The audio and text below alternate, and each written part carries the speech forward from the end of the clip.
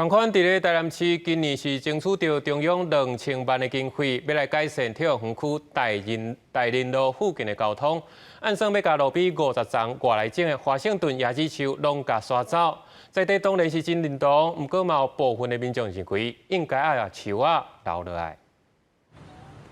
台南区这条大林路上面拢是外来种华盛顿椰子树，这短短200公尺有52丛树，抢在落叶落来，居民烦恼会发生意外，望树赶紧刷走。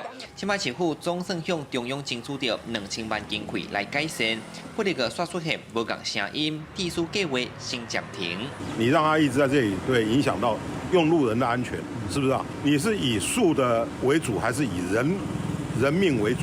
就算天气很晴朗的情况之下，它的一些落叶、落枝还是会砸下来。这边的用路人是成千上万，好，我们这是体育园区，每天经过这边前往运动的人数相当的多，不能担保说哪一天这个树下来砸到人了，我们再去做后续的处理，这都为时已晚。 大林里里长讲，这款树唔但无炸起的效果，更有危险性。为了交通甲民众生命安全，因主张刷落树。里长也认为，多数反对并不是当地人，不过有人认为应该要有专业甲科学的角度来决定后续的做法。毛学者建议，若把不离要错，还个保证其他的树啊在遐顾遐水啊，你即马吼，规个总管对这个树啊会不公平啦。这个树有一档的时间，等政府若讲一档收一摆，那个一档啊收2摆。会当移植，袂当移植才移植。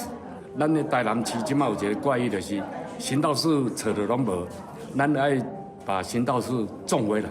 针对这个道路工程的方案，市府回应会搁以交通参民意来做考量，在地里长发声，爱以人为本做设想，若无刷走，因要控制到底。记者李从台南采访报道。